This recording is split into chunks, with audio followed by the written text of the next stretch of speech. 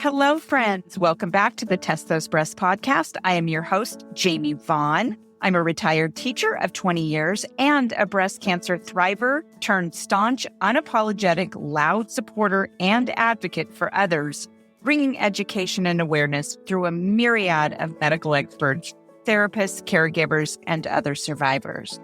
A breast cancer diagnosis is incredibly overwhelming with the mounds of information out there, especially on Dr. Google. I get it. I'm not a doctor, and I know how important it is to uncover accurate information, which is my ongoing mission through my nonprofit. The podcast includes personal stories and opinions from breast cancer survivors and professional physicians, providing the most up-to-date information at the time of recording. Evidence, research, and practices are always changing, so please check the date of the recording and always refer to your medical professionals for the most up-to-date information. I hope you find this podcast a source of inspiration and support from my guests. Their contact information is in the show notes, so please feel free to reach out to them. We have an enormous breast cancer community ready to support you in so many ways. Now let's listen to the next episode of Test Those Breasts. Well, hello, friends. Welcome back to this episode of Test Those Breasts. I am your host, Jamie Vaughn, and today I have the most amazing woman as my guest on my show today, and her name is Marilyn Getas-Byrne. And Marilyn started her career in television news, working nearly 20 years as an anchor and reporter for CBS and NBC affiliates on the West and East Coasts. At the age of 40, with 2 young children, breast cancer entered the picture and set her on a new path. Through writing, motivational speaking, and patient navigation, she is sharing her own challenges, tragedies, and triumphs to help inspire others to believe they too can find their way through hard times. Currently, she's in the final revision of a memoir, and she can't wait to share her story to help others see that no matter what, there is always hope. Well, hello, Marilyn. How are you doing today? I'm doing great, Jamie. Thank you so very much for having me. Well, yeah, we've had some technical difficulties today, which is super sometimes normal. And so we just kind of go with the flow and we made it work. I just want to let my audience know that I ran across you in such a funny way. I am really a believer in kismet. I am a believer in things happen. They just sort of randomly happen for a reason. And I was on my TikTok channel, just, kind of scrolling around, and I put my videos on there and promote awareness for breast cancer. And your face popped up in front of me talking about, and you were in your living room and you just kind of spoke to me because what you were saying was very profound and just really good information to get out there to breast cancer patients and even people who've never been diagnosed. One video in particular, you were talking about what not to say to breast cancer patients. And anyway, one thing led to another, and I went through all of your videos and I thought, this lady is someone I need to meet. Your name is Marilyn. My mom's name was Marilyn. And so there was that first, thing that I really loved. And you have such a warm presence about you. And I'm kind of picky about who I choose to interview on my podcast. I don't just like any old warm body, I was like, I need to reach out to this lady. So I did. And your social media gal, Morgan, is the one who answered me in my message. And she told me that she would give you a message from me. And you reached out to me pretty quickly. And we had like a 2-hour conversation yesterday. I know. It was great. Great. And we even have a mutual friend, which is fantastic. I know. It's such a small world. Yeah. Thank you for finding me and thank you for reaching out. It was a delightful conversation yesterday and very educational. You've got so much information and resources to share. So I felt educated and enlightened just, having that conversation with you. Well, good, because that's what I aim to do on this podcast is to have people like you who contribute to that awareness and education for people. Yeah, I noticed you were being followed by one of my best friends. I've known her since actually middle school. Yeah. But I thought, what a connection. And this girl is quality. And I'm like, okay, Marilyn's got to be Oh, obviously quality too. thank you. So Thank you so much. yeah. So thank you. And I'm really looking forward to working more with you. I think we can do some good collaboration together in more ways than one. But I would like to actually ask you about your breast cancer. But I want to know first, who was Marilyn before she was diagnosed with breast cancer? Well, Marilyn, right before the diagnosis, was, a mother of two young children. My kids were 7 and 4 at the time I was diagnosed. And prior to that, I had a very long journalism career. And I started in San Francisco behind the scenes at KPIX, and that's a CBS owned and operated station. I started on the assignment desk and kind of worked my way up as a production assistant, and then eventually moved down to the Monterey Peninsula, which is about 2 hours south of San Francisco, and started my on air career there as a young woman in my 20s. Had a fabulous time. I mean, I just learned so much about broadcast journalism and just what it entails to be out there every day on the story. And the story ends when the story is over. And so sometimes very long days and some exciting moments, rappelling out of a military helicopter into a big marijuana garden and and doing some drug raids and following gang stories, following Clint Eastwood, who was the mayor of Carmel many years ago. And just a little bit south of the Silicon Valley. So, certainly covering stories in the high tech world. And so, really, Little Monterey ended up being quite a place to learn about being being a new reporter. And then I moved into an anchor position and then was promoted by the company to WBAL, which was the NBC affiliate in the Baltimore, Washington area. Okay. So I was a morning anchor there, and then things changed a lot because I had to get up at about 2:30 in the morning every day. And I'm a natural night owl. So when you're, trying to go to sleep at 7 p.m. for someone who naturally likes to be up late, boy, that was a challenge. But I loved it there, loved our time on the East Coast, and really enjoyed WBAL and the people that I worked with. So I was a very busy news anchor with a strong career. And my husband, Tom, we've been married now 29 years, but, we were still sort of in the early days of our marriage and had our first child in Baltimore. And then we moved back to the West Coast and had our daughter, Caroline. And then shortly after they were 7 and 4, I found out that I had breast cancer. Yeah. So it's like, wow, I don't have time for this.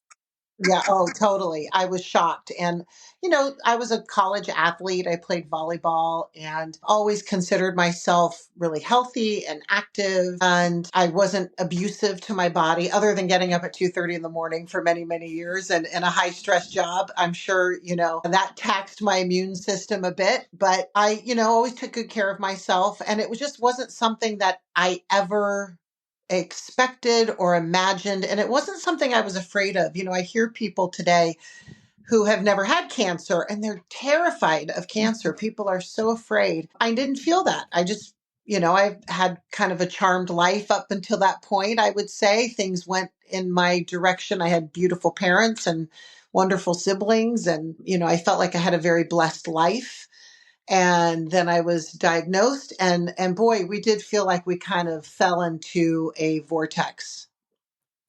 That's a really good way to explain it. A vortex. That's Mhm. because it does feel like that. I mean, it's just mounds of information, overwhelming information, so many things, so many moving parts to getting through a breast cancer Mhm. diagnosis. So, how old were you I when was you were diagnosed?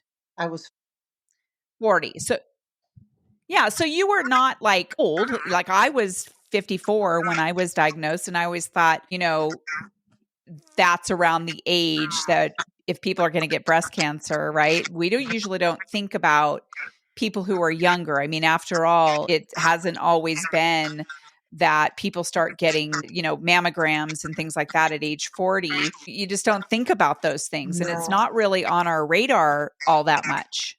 That's right. And I think I was scheduled for my very first mammogram that year because I had just turned 40. And so I knew that was coming in a couple of months. And then I ended up finding the lump in my left breast, called my OBGYN, and they said, come on in the next morning. I got right in there. And still I was thinking, oh, it's a cyst. It's, they're just going to, tell me it's nothing.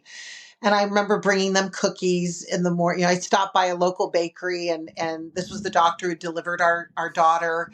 And I hadn't seen them in a while. And so, I came with a little box of cookies and I was in great spirits. I really and truly did. I wasn't scared at that moment. And then he said, I think we'll all sleep better tonight if you head over to the breast care center and have a biopsy. And then I saw my gown start to quiver, and that definitely got my attention. And so I think my appointment was at 10 in the morning, and by 2:43 p.m. that day, I had an or not an oncologist, a radiologist telling me you have breast cancer. And she said, of course, we'll get the biopsy results, but this is definitely cancer and you're going to have to deal with this right away.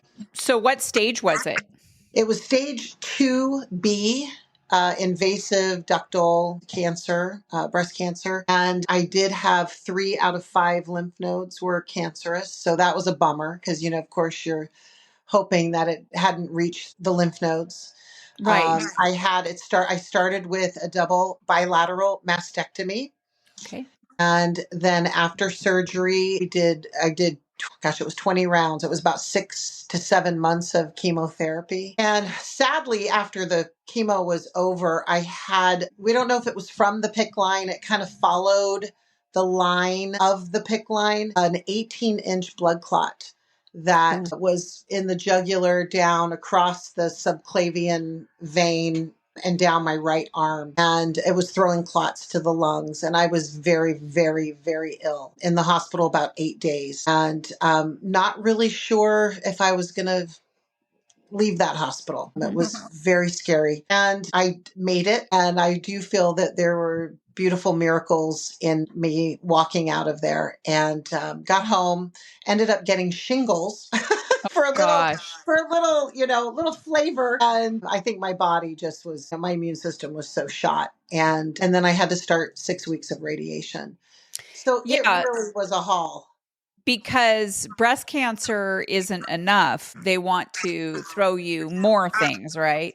Yeah, exactly. And so, yeah, it's almost like the shingles, it was like the shingles were nothing, and they're not nothing. It's a big deal, but coming right off of that blood clot, I just remember thinking, okay, I can deal with this right now. I just really wanted to make sure that I was going to live and be okay. And so then I did the radiation, and then after that I did a full hysterectomy with ovaries gone too. So, at the age of 40, 41 at that time, going into that second year, it's quite a humbling experience. And of course, my hair was gone for most of that time. And 2 young children, and my husband, who was a rock. I mean, he was a rock star. He really was so there for the kids, and definitely there for me as well, and helped with all those hard conversations with insurance companies. And thank goodness I had that kind of support at that time. So I'm a very blessed person in that way, that I had a community around me that definitely made me feel like there was this webbing of support, and they weren't going to let me fall through those cracks. And very, very strong support system. So, and I say that with a lot of gratefulness, because I know that's not always the case for everybody. And I really thank my lucky stars every day for the people that were around me. Yeah, that's really awesome. Well, it speaks to the kind of person you must be too, for you to have that much support. That being said, those people that don't have that kind of support isn't necessarily because they're a bad person or anything. It's just their circumstances that surround them, right? Right. And Maybe that's one of the maybe they've just moved to a new town.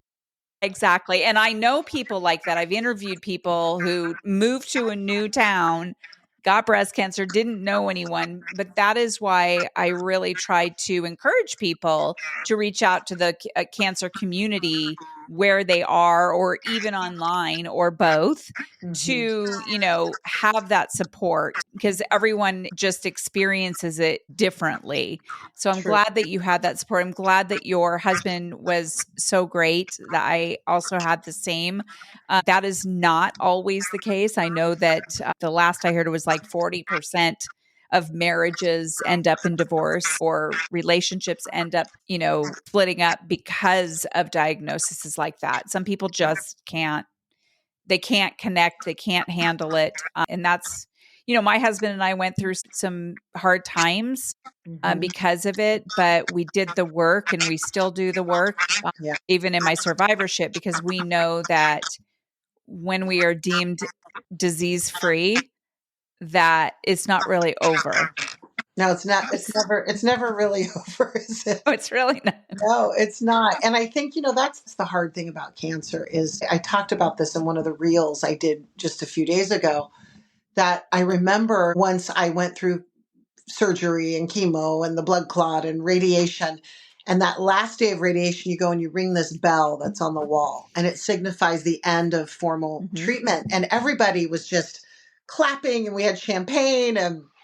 But the attitude was like, oh, thank God that's over, Yep. and you want to join everybody in feeling that way. Yes, of course, I was thrilled that it was over, but by that point, your body is so exhausted, and I felt a bit ravaged at that time. And I remember thinking, gosh, everyone's just kind of gone about their business. Yep. Everyone's like, oh, it's over, and we're so glad. And believe me, I was relieved, but I then felt alone and lost and a little down. I mean, I don't know that I don't know that I would call it full depression. Very the moments of feeling lost. And I remember just having to really reach out to friends, and I reached out to a support group, and I joined a survivor class, which was very helpful in not only lifting my spirits, but giving me some resources that I needed at that time.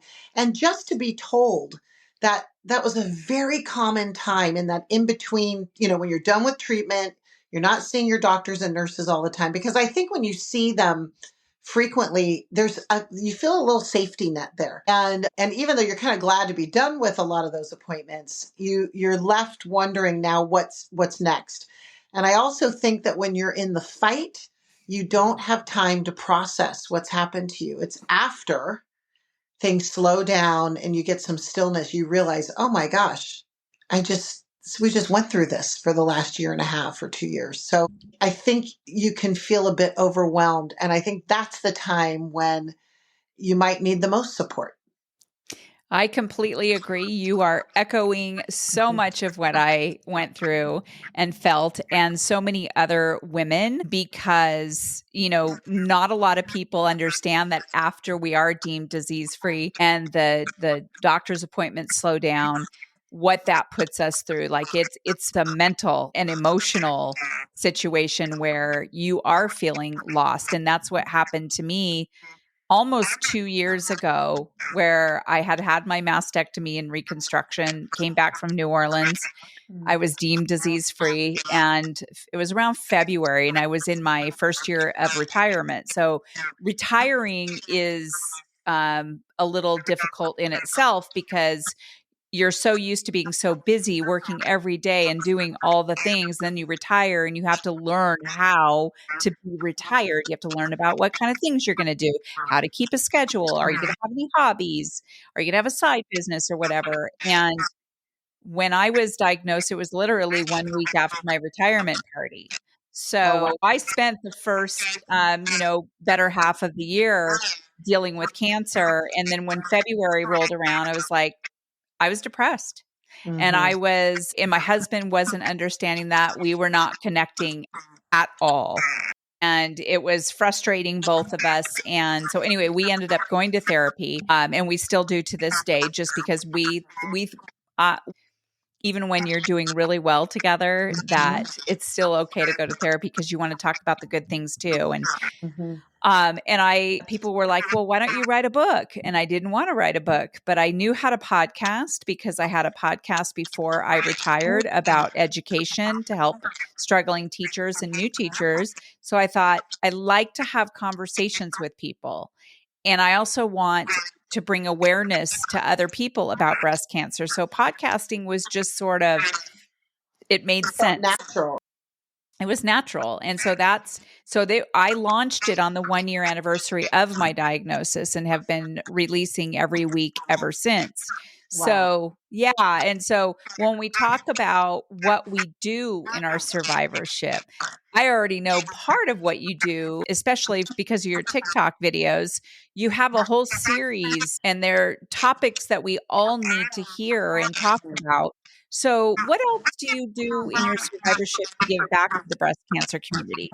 Well, I just want to say thanks for sharing about that time when you were struggling, even in marriage. I mean, I Yep, think it is one of the hardest things to go through because, and I just wanted to speak to that just for a minute, if you don't mind, because absolutely. I think what's interesting is I had to keep reminding myself my husband was going through his own journey and learning his, I don't want to say lessons, but we're all here to learn, right? I kind of feel like that's what there's a lesson in everything.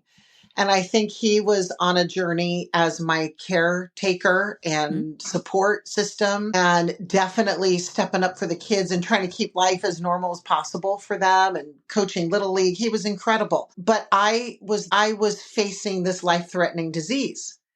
And so I think everything became acutely important. I felt like when I was coming out of treatment, I didn't have any time to waste. I knew that life was so fleeting. And I think I wouldn't say maybe it was an urgency. Maybe that's a word I could use, but it was this feeling of, I can't waste a minute. Everything is precious. And I don't know that he had that same sense of, oh my gosh, we have to embrace life to the full. I think he was kind of feeling like he was waiting for the other shoe to drop. And he was still feeling a lot of fear. And at that moment, I was feeling this elation to be, I'm feeling alive, and in the further away from chemo, I was becoming more and more healthy and feeling better. And then maybe when he was feeling a little better, I was then, it was like we couldn't get balance together for a while. Mhm. And so I just wanted to speak to that. And we had help too. I mean, we had to talk to somebody because and my body changed so much too. That was also Yes. something that we both had to come to terms with. So anyway, I just wanted to say thank you for sharing that, because you're hitting something in me that I haven't talked about yet. And Yeah. it's a really important topic. Well, So and thank you. I'm pretty open about it Mhm. because I feel like with these difficult top situations that we get ourselves into, that talking about it is one of the most important things, because when we don't talk about it, we're not processing, we're not getting through. Mhm. And so my husband and I actually interviewed on my podcast together. I had a friend of mine interview us about our perspectives and how he was as a caregiver. And he was a wonderful caregiver, but Mhm. there is no way that he could possibly understand what I was going through. So he was getting frustrated with me because I was not doing well. Like I really was struggling a lot. He didn't understand. He's like, hey, it's all done with. Let on back to normal. And there just Mhm. is no normal, Mhm. And at that least the way it was. Yeah, and that's a big expectation. And I think that's what I was even saying, Yeah. when everyone's kind of giving that look like, oh, we're so glad this is over. And they go right back to what they've been doing every day, going back to work. And you're sort of left with this, who am I now? Yep. What if this comes back? I mean, Mhm. obviously, once you've had cancer, you have a pain in your back, and you right away think, oh gosh, I hope I'm okay. And Yeah. it's usually just a little spasm, or maybe a little arthritis or something at my age now at 54. But I think that, we can't help it. Once you've heard the words, you have cancer. Yeah. I do think that, because I never expected to hear those words at 40, but I did. And so sometimes I still get a little scared, and that I'm a human, and that's normal. to feel that. And then I have to kind of dial it back and say, no, no, let's go get it checked out and make sure everything's okay. And so 14 years later, after my diagnosis, I'm here. And I am giving back to my community. I'm a patient navigator, a volunteer patient navigator at our hospital. And they pair us with newly diagnosed cancer patients. I have had breast cancer patients mostly. But I have had someone with colon cancer and I have had someone with lung cancer. I think because I did go through so much I went through surgery, chemo, and radiation, they have felt like there is some crossover there with patients who've had other kinds of cancers. So they have paired me with them. And each one has as it's such a unique journey to each of us. And it is an absolute privilege. It's a privilege to walk alongside somebody who is suddenly feeling more vulnerable and scared than they've ever felt in their lives. And I think, even initially, you don't have to say much. You just listen, and just being in presence with these patients, I think offers such a comfort because I'm here. And you tell them 14 years ago I was diagnosed. And I think automatically just to know that there's another cancer patient or former cancer patient in their life who they can talk to now, who's made it. And they can see survivorship and they can see what that looks like and they can see that that's possible. So right there. And then, we're trained. We do pretty extensive training and we are taught to look for barriers to treatment and to listen for those. So, we meet once a week. We either meet on the phone, we meet in person. And we develop these beautiful relationships they're professional, but there's something very personal there. And they know that I think the comfort is in knowing that someone has walked a similar journey. Of course, not exactly the same, but similar. And I often find that they pair me with younger patients who have children because that was my situation. And it does bring back lots of memories, but I've worked through that and I feel like I'm in a really healthy place to hold that space for them. Now you are in Carmel.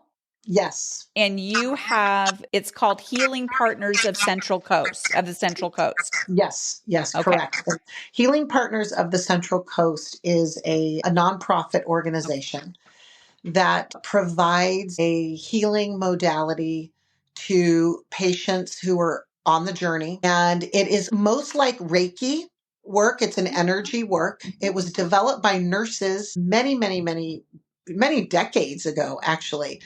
And Stanford Hospital is where I did my training. It is I had Healing Touch. Healing Touch is actually the work that's being done. The name of our organization is Healing Partners of the Central Coast, but they call us partners because you're doing the work together, and the practitioner is there with the patient, and it's just a place where you're providing space for the patient to get on the table and to get still enough in their busy schedules. Because as a cancer survivor, all of the doctor's appointments, all of the running around while you're in treatment, I mean, it just feels like it's never ending. And this is a place once a week. It is absolutely free to the patient because we don't want them to have to deal with one more thing or one more bill.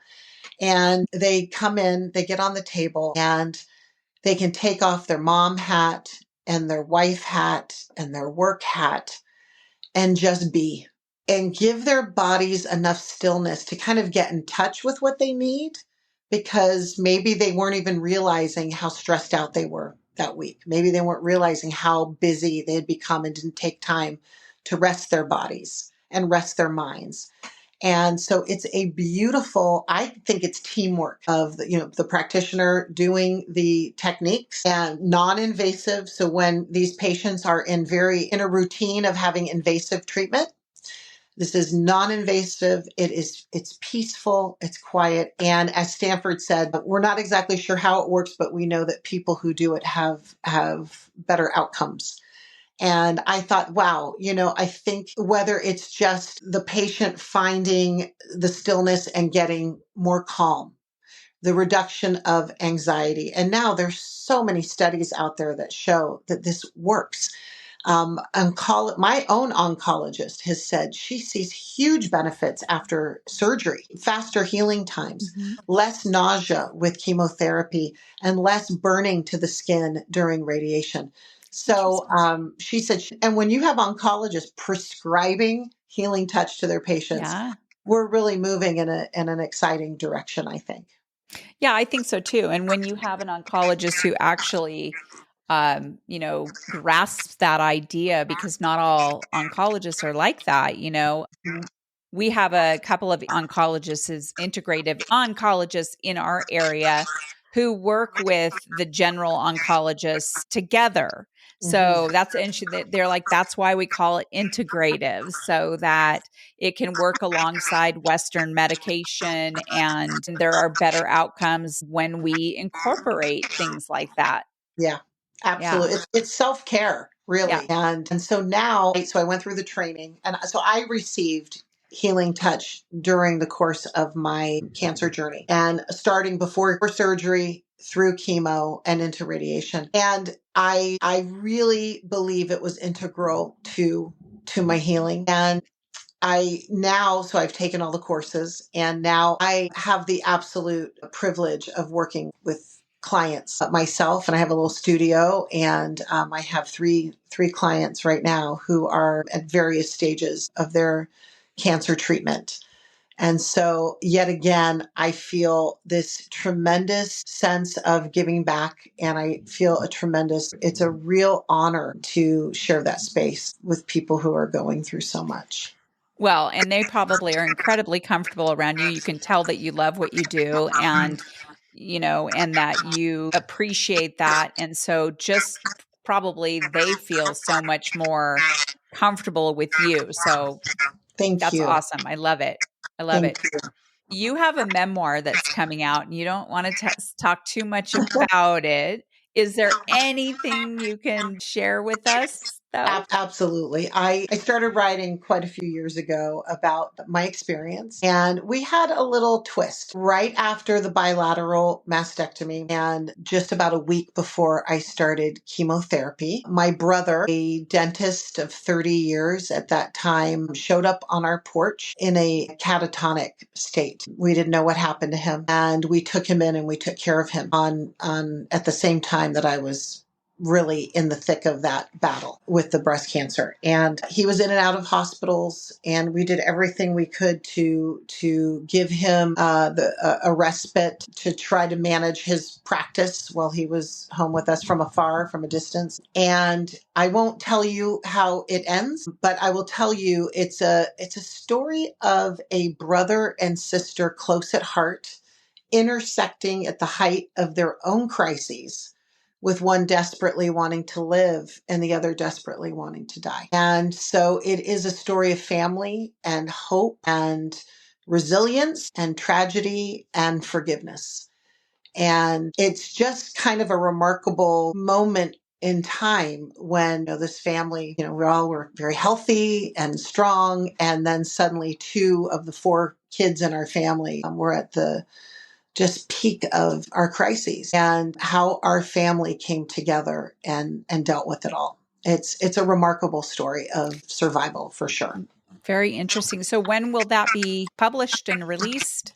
We're thinking probably early 25. So just kind of putting the finishing touches and creating that author's platform and shopping agents as we speak. So very excited. It was a labor of love. It took me a little while. I thought maybe like during COVID, we thought we'd be done before COVID, but my editor said, had we been done before COVID, it would have gone nowhere, because, everything was shut down. And I thought I would have used that time wisely to write, but I was so busy cooking for teenagers that didn't happen. But, everything I think is divinely orchestrated, and now is the time. I really do think I'm not in this book. My editor said, he said, it's a very brave and witty memoir. And he said, but it's gritty.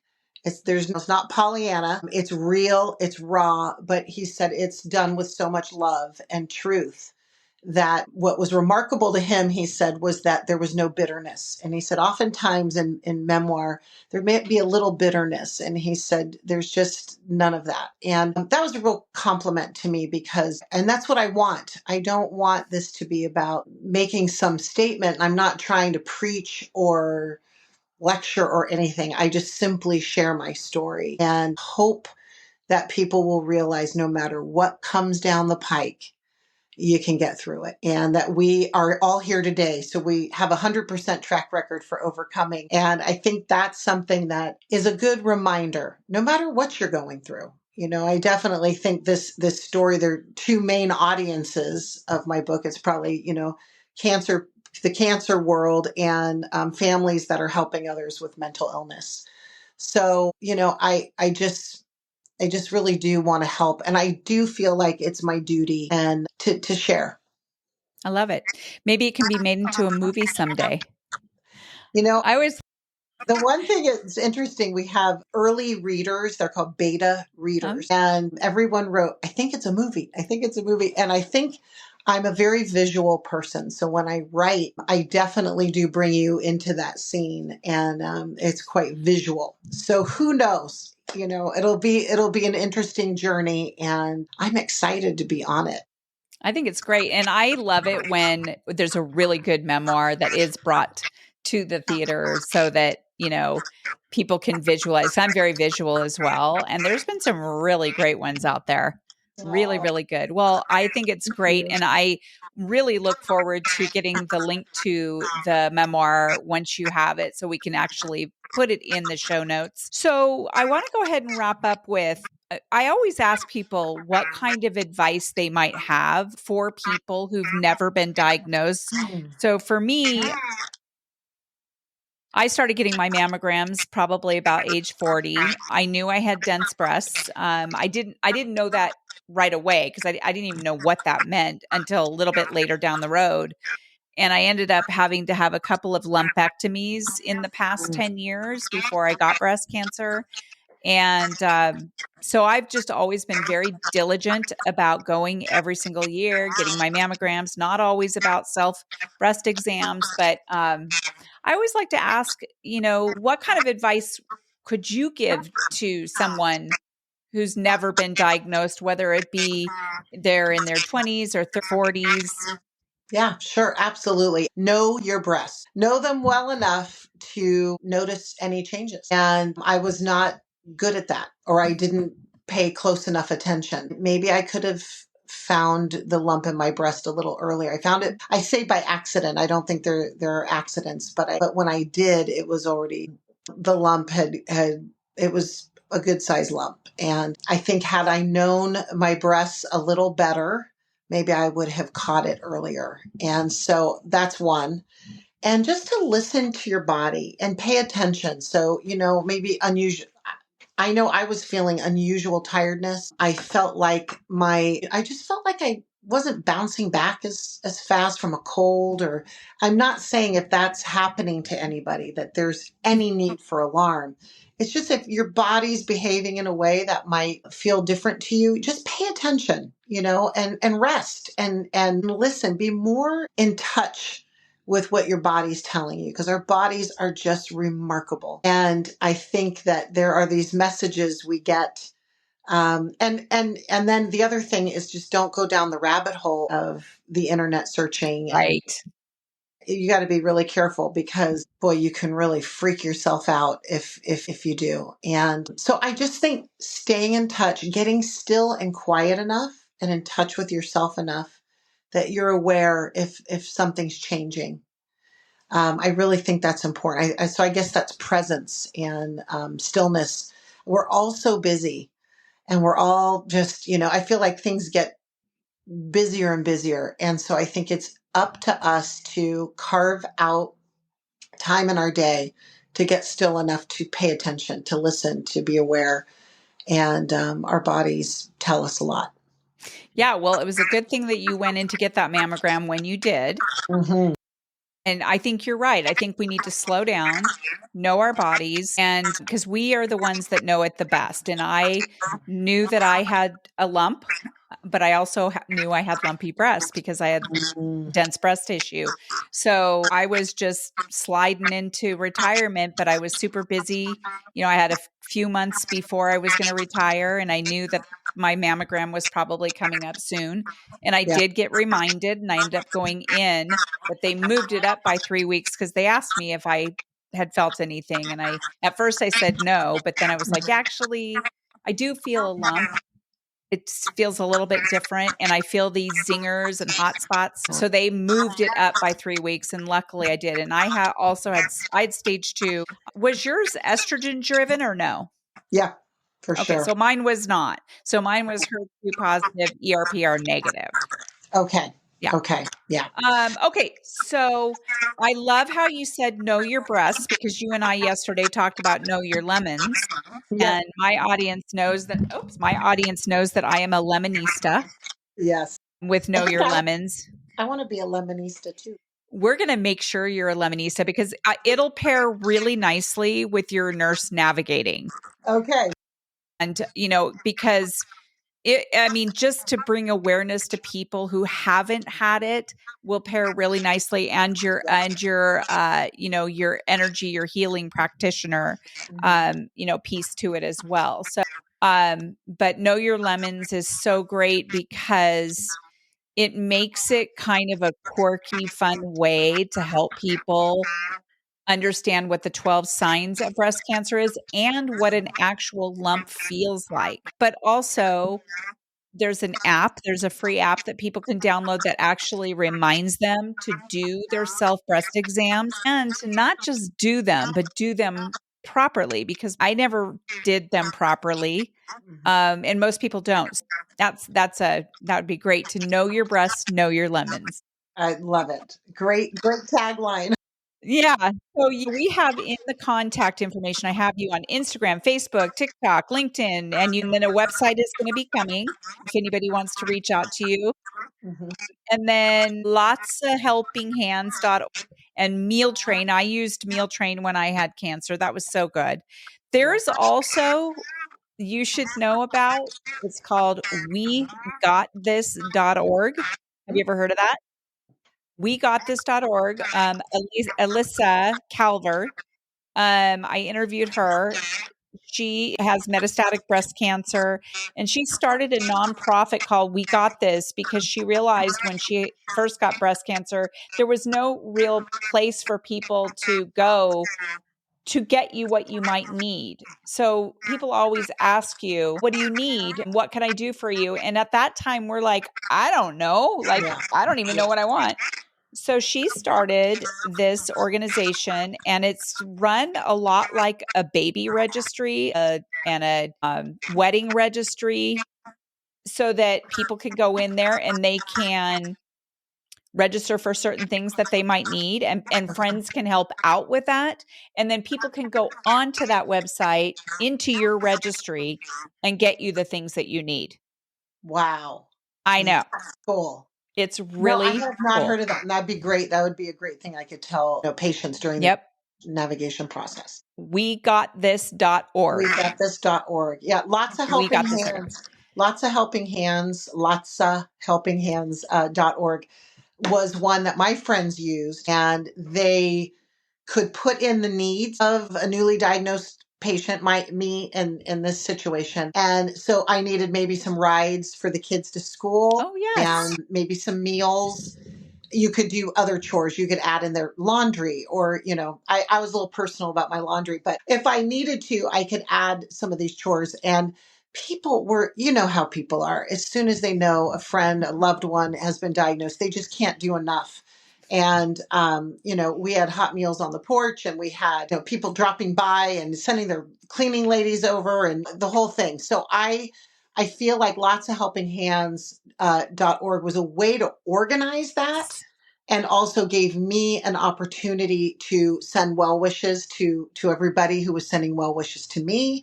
So there was a communication, but there was also a little bit of a barrier there. So if I needed to rest and I could, have the quietude of the house, and people could kind of come and go, and there were directions, and it protected me a little bit so I could get the rest that I needed and have all of these things going on that would really help support us. So I really found that to be helpful. I love it. And it's a good learning experience for friends and family Oh, because yeah. most people don't even know what to do. And so, well, this No. has been great, Marilyn. I just have learned so much from you. I'm so glad that our paths have crossed. I have a feeling we're going to be friends and we're going to be doing some other work together. I have a really good feeling about that. Is there anything you'd like to leave us with before we wrap up? Oh gosh, I think just savor life, choose Love it. life. And when you get scared or, just keep coming back into that understanding that just choose to engage because Yeah. there's just, Awesome. Well, this has been a great conversation. I can see that my screen is a little bit darker now because the sun has gone down.